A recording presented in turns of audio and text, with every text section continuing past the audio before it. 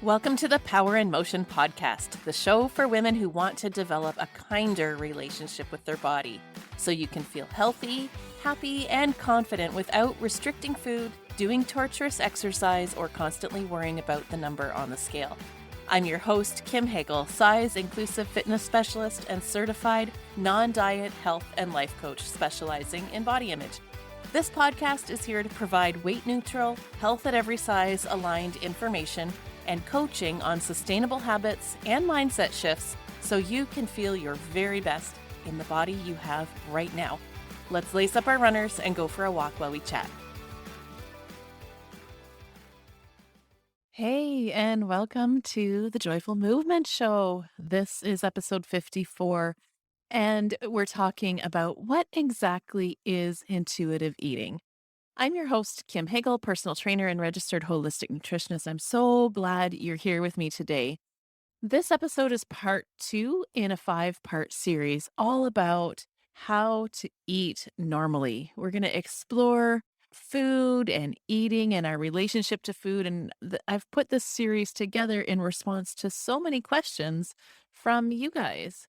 So we're kind of taking a wee break from our regularly scheduled programming here, switching gears from the exercise and movement side of things and chatting about food for the month of November because they really do go hand in hand. And if we struggle with one, it makes sense that we'll struggle with the other. So let's review. Last week, we talked about why it's such a struggle to eat, quote, healthy, even if it's really important to you.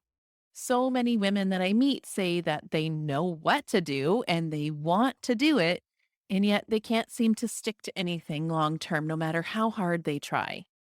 So, we talked about all of the sneaky ways that restriction creeps in and how that creates an urgency and intense desire to overeat or to eat less nutritious foods. And that's why so many people struggle with moderation because even though they're allowing all foods, in their mind, they're still mentally restricting. And anytime the brain thinks food is scarce, it responds the only way it knows how to get as much of the item that is scarce as it can while it can.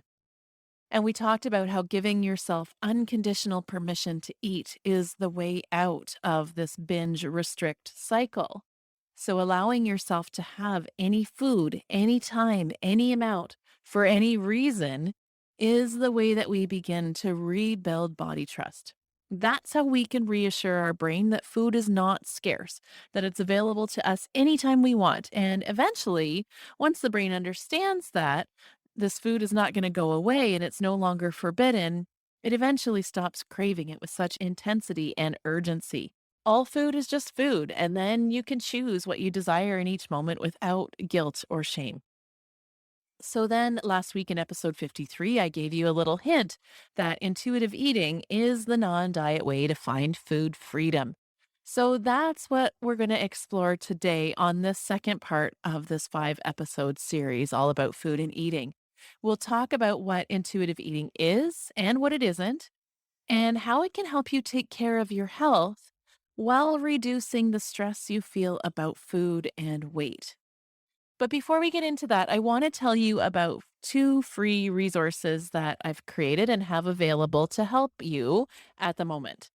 The first is a free quiz that you can take on my website called What Type of Eater Are You? You can find that at www.radiantvitality.ca/IE quiz. That stands for Intuitive Eating Quiz.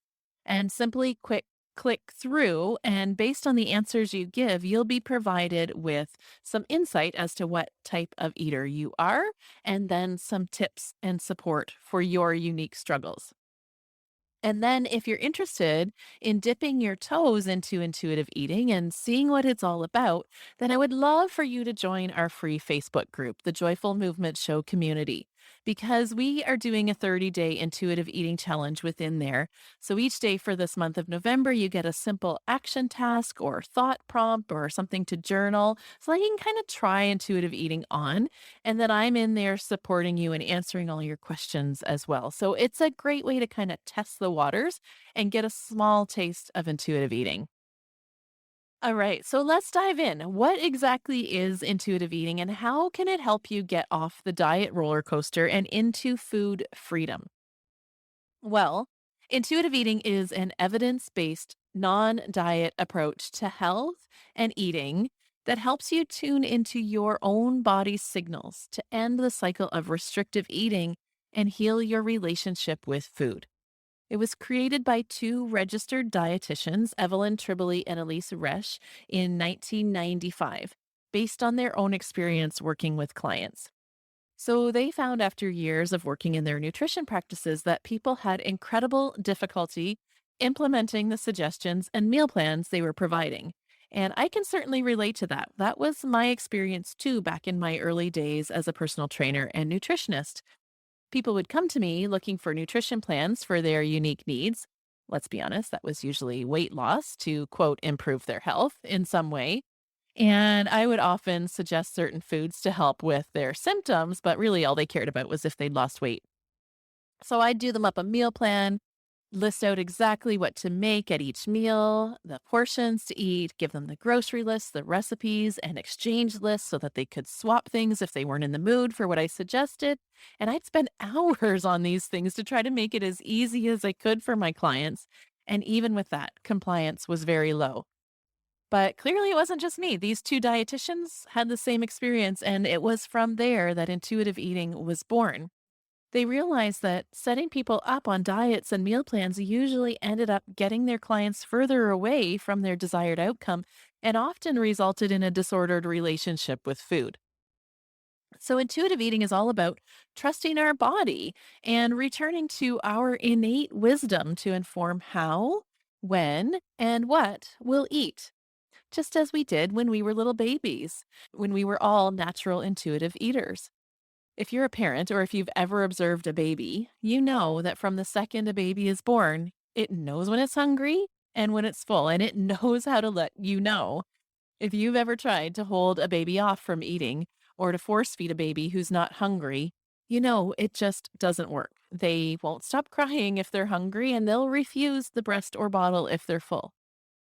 Even young children, if they have access to a well rounded diet and enough food without strict rules and restriction, they'll innately balance out their food intake as well. Now, it might not look the same day to day, but over the course of a week, they can regulate their intake of calories and nutrients. I've observed this with my own kids. I mean, we're actually living it right now with my youngest. Some days he hardly eats a thing, but the next day he'll clean his plate and ask for more. Some days all he wants is meat, and the other days it's carbs all the way. Some days he wants all the fruit and vegetables. But over the course of the week, I'd say it's pretty balanced. But often in childhood, or maybe a bit later, that's when rules and restrictions start to get set around food, and we begin to lose touch with our inner intuitive eater. We learn to finish everything on our plate. We're taught that dessert has to be earned by being good, or that treats are only for special occasions and we should limit how often we have them. We're told that certain foods are good for us and others are bad, and as such, we feel good or bad about ourselves when we eat them. So, intuitive eating is about returning to your roots, what was inside of you before all the rules got in the way. It's not a diet. There are no rules. There's no counting calories or macros or weighing or measuring portions. Rather, it's all about learning to become the expert of your own body and to trust that your body knows what, when, and how much it needs to feel and function its best. We learn to tune into our biological signals like hunger, fullness, and satisfaction to make food decisions. In intuitive eating, nothing is good or bad. All foods fit. And we also know that there are many more reasons for eating besides just hunger, biological hunger. So we use our interoceptive awareness and abundant self compassion and grace as we give ourselves permission to eat and enjoy food for biological and non biological reasons as well. Does that mean it's the eat anything diet? Well, yes, but not like you're thinking. And I know what's going through your mind right now. You're thinking like, if nothing's good or bad, and I can eat anything I want, anytime I want, then why would I ever eat anything nutritious? I would exist on nothing but chocolate chips and soda pop. That's not what this is, I promise. On next week's episode, we are going to talk about those concerns and some of those big fears and misconceptions around intuitive eating. And this is one of them. So I'll definitely answer that for you in great detail next week. But trust me when I say that is not what intuitive eating is. Remember the first thing I said here today intuitive eating is an evidence based approach to health and eating. Our well being is still our focus. All foods fit. Nothing is off limits. And you can eat whatever you want, whenever you want. But body respect and self care is the priority. So you're always choosing from a place of what's going to make you feel and function your best. I ask that question myself each and every day. And trust me, sometimes the answer to that question is definitely chocolate. But sometimes it's an orange or water or beets or soup or something else. And lastly, intuitive eating is grounded in the science of health at every size. There has been much research showing the health benefits of intuitive eating. People have experienced lower triglycerides and blood pressure, less binge eating and emotional eating, higher levels of the good cholesterol, and overall feelings of well being and optimism. But that doesn't mean it's a weight loss program. And if you find anyone marketing intuitive eating as a weight loss tool, for goodness sakes, run because they are not truly teaching intuitive eating if that's what they're promoting. When we eat intuitively, one of three things will happen. You will either gain weight, lose weight, or stay the same. Which way it goes really depends on how you've been eating up until now. Intuitive eating will cause you to level out at your ideal weight, and that won't necessarily be in the quote normal BMI range. The ideal weight for you really has to do with your genetic set point. So, what the genetic set point means is that we all have a range of about 20 pounds or so where we naturally level out when we're eating according to our hunger, fullness, and satisfaction cues. That's different for everyone. And weight cycling or chronic dieting can really mess with our set point. But essentially, the set point is the weight where we feel good and we don't have to put a lot of effort into maintaining our weight. So if you're finding it hard to maintain your weight, chances are you're sitting below your set point right now. Intuitive eating, like I said, has no rules.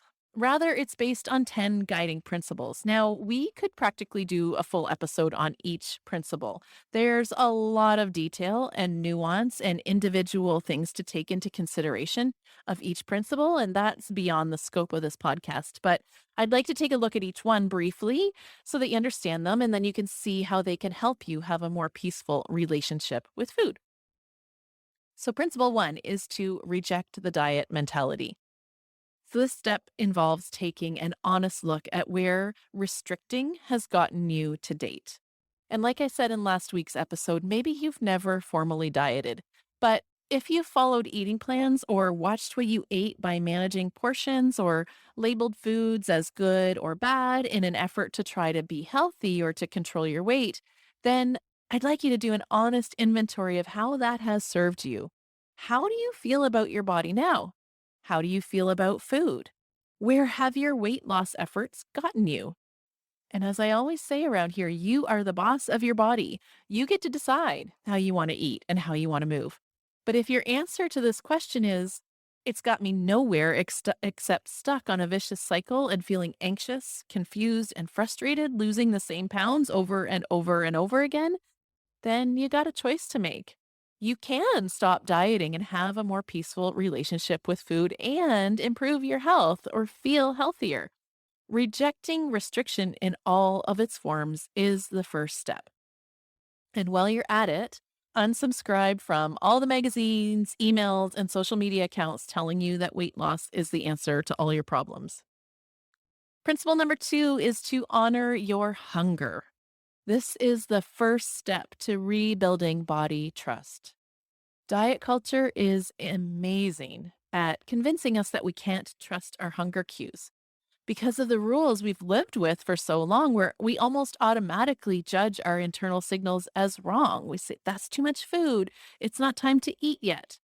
Perhaps you've been denying your hunger signal for years by following prescribed eating plans that dictate when, what, and how much you eat. Some women I meet don't even feel hunger anymore after years of denying it. Their body shuts down that signal as a protective mechanism. But with time and patience, we can tune back in and notice what our own hunger cues are, and then respond by eating whenever you feel them, whether it's a mealtime or not. And then we feel a lot more calm during the eating experience. Rather than waiting until you're ravenous, hangry, or shaking, that's a sign that your body is over hungry and you'll generally eat past fullness. That's that restrict binge cycle showing back up again. The third principle is to make peace with food. So, this means that all foods fit and have something to offer you. Food has no moral value. It's not good or bad. And labeling it as such will intensify the cravings and urgency for the quote bad foods. And guess what? You're also not bad if you eat certain things. You don't need to punish yourself by restricting the next day or exercising it off. Even if you overeat, you can simply acknowledge the mistake, forgive yourself, and move on. So that's where giving yourself unconditional permission to eat any food, anytime, any amount, any reason helps you to make that peace with food. The fourth principle is to challenge the food police. The food police are the voices in our head that tell us that we're good because we ate a salad and we're bad if we ate french fries. They remind us that we should only eat half a banana at a time, or that we shouldn't eat the bun with our burger, or that sugar and gluten are evil and will kill us.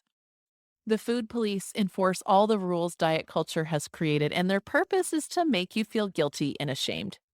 Guess what? It is very hard to cultivate body trust and acceptance when you feel ashamed. So notice when the food police rear their ugly head and tell them that you're making the rules from now on. Principle 5 is to discover the satisfaction factor. This is my favorite part of intuitive eating. It's what separates it from simply the hunger and fullness diet, which intuitive eating often gets mistaken for. Food and eating are pleasurable experiences, and the pleasure we feel during eating is what allows us to feel satisfied. Have you ever eaten a very filling dinner but still wanted dessert even though you knew you were full? That's because something in that meal was missing and you weren't fully satisfied. Maybe it was a certain taste, flavor, or texture. And as you become more in tune with what you find satisfying, you'll eventually learn to structure your meals in such a way that you ensure you're both full and satisfied after eating. For me, that sometimes means having a piece of fruit with my lunch or a square of chocolate after dinner to satisfy my sweet craving. Principle 6 is to feel your fullness. Restrictive eating can often make us feel like we need to eat the whole amount that we are, quote, supposed to have at that time to finish the whole portion. And if we're under eating in general by restricting calories, then our pattern is going to be to eat every last bite that we are, quote, allowed when we do eat. So, honoring your hunger, the second principle, means eating as much as you need to satisfy your hunger, but feeling your fullness is a little different, and that means slowing down while you're eating and stopping when you're full. That might mean having a second portion, or it might mean stopping short of clearing your plate. But when we take the time while eating and limit distractions, then we're able to tune into our internal signals, and our body will let us know when we've had enough. When we know that we can eat again whenever we want, whenever we're hungry and we don't have to wait for a prescribed meal or snack time, then we feel okay to stop when we're full. There's not that urgency to overeat because we know that we can eat again whenever we want. The seventh principle is to cope with your emotions with kindness. So, we had an episode a couple of weeks back all about emotional eating. And it's true that big emotions can create an intense desire to eat. Why? Because food is comforting. Eating food causes dopamine to be released from our brain. That's our pleasure hormone. So, eating can be one way that we use to cope with difficult emotions. With intuitive eating, we don't fight this urge because it's so important to give ourselves permission to eat anytime for any reason. But when it happens, we try to slow down, savor the food, and employ all our senses, making it a really mindful experience and allow the pleasure from the food to wash over you. But we also know that those emotions still need proper processing and attention. So then we use all our self compassion tools and ask ourselves what else we really need in that moment. Principle 8 is to respect your body. And I love this one too. Body respect is all about accepting that whether we like our body or not, whether we wish it looked differently, or even if we still desire that we'll lose weight, we acknowledge that our body is worthy of respect and care today, no matter what. We commit to treating ourselves with compassion and kindness. We become our own best friend. That might look like breaking up with the bathroom scale and no longer defining your value or your success based on your weight. It might look like wearing comfortable clothes that fit your current body instead of trying to squeeze into too small clothing. It might mean not saying mean things about yourself, whether out loud or in your head. When we respect ourselves, we're more likely to make choices that are in our best interest because we don't feel the need to punish ourselves. The ninth principle is all about movement. Feel the difference. Now, I don't have to say too much about this one because obviously this is what we talk about every week in here. But suffice to say that when we adopt an intuitive eating approach, we renounce punitive exercise and using it as a way to earn or burn food, and instead engage with movement as a way to care for and nourish our body. And the last principle, number 10, is gentle nutrition. So, this principle for most people is usually one that we adopt quite a ways down the road. It's all about choosing food that help you feel and function your best. Rather than limiting certain ingredients or foods or food groups, it's all about adding in those things that best support our body's health and well being. I say this often happens down the road because it's usually the next step after giving ourselves permission to eat and habituating to all of those previously forbidden food. Once that has happened and you begin to feel neutral again about food, then you find you start to crave foods with a lot of nutrient density and they don't feel diety anymore. For instance, it took me probably about 8 months before I actually wanted to eat a salad when I started intuitive eating. And truth be told, I'm still not there with smoothies. Smoothies and salads were my diet, breakfast, and lunch for years. So they held a lot of negative memories for me. And I still can't bring myself to make a smoothie after years of drinking those shakes. I might eventually get there, but I also know it doesn't really matter because I get lots of other nutritious foods in other ways. Okay, so those are the 10 principles. And if you're feeling a little overwhelmed at the moment, know that it's okay. Intuitive eating really is a journey and it's not meant to be figured out all at once. Most people start with a couple principles at a time, not necessarily even in order, and progress as they feel ready. That's how I do it in my programs with my clients. We start by rejecting the diet mentality and challenging the food police, getting that mindset stuff in place first. And then we work on hunger, fullness, and satisfaction, and eventually move into the remaining principles one at a time. So, if you're just learning about this today, or even if you've been at it for a while, know that it takes time and progress isn't always linear. And often it can be really helpful to have the support of a coach to help you along your way. Tribbley and Resch, the founders of intuitive eating, talk about 5 stages of the intuitive eating journey in their book. So, stage one is readiness, or that's when you hit diet rock bottom. That's where most people begin, where they know their dieting attempts simply aren't working anymore and they make that no more statement. You don't know how you're going to do it, and you likely still don't accept your body and deeply hope it will change, but you just can't do the restriction anymore. That's the stage where I recommend getting the intuitive eating book and reading it and unfollowing all the weight loss accounts. Start learning about the dangers of dieting and how intuitive eating can help. Just dip your toes in, like I say. Come and join us in the Facebook group. In stage two, that's exploration. That's where we consciously learn and pursue pleasure. That's where you start to put the principles into practice and experiment with this new way of eating and relating to your body. It's often awkward and uncomfortable, full of mistakes and learning things the hard way. Abundant self compassion and grace are needed here. And this is where it can be really helpful to take a course or work with a coach to help you stay the course and reassure that you're on the right track. Then eventually you'll move into stage 3, crystallization. You'll start to feel more neutral about food, lose those obsessive thoughts, and start making decisions that are in your best interest naturally without really having to think about it.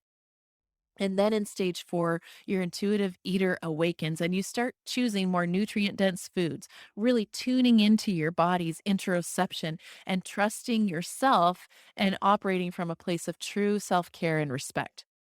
And then stage 5, the final stage, is where you get to treasure the pleasure. Before you know it, you're having fun with food again. You're enjoying cooking and experimenting because many people begin to hate cooking and even the process of eating after years of dieting.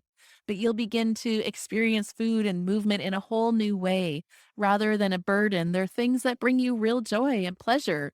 And your concerns about weight and appearance will go by the wayside because you'll have a new appreciation for your body and you'll feel vibrant and energetic, and you will know what restriction and chasing thinness costs you and what it has taken from you. And it simply won't be a sacrifice you're willing to make anymore. So that's what's possible, my friends. And this isn't some fantasy world that I've made up in my head either. I've lived this, so I can tell you it's real.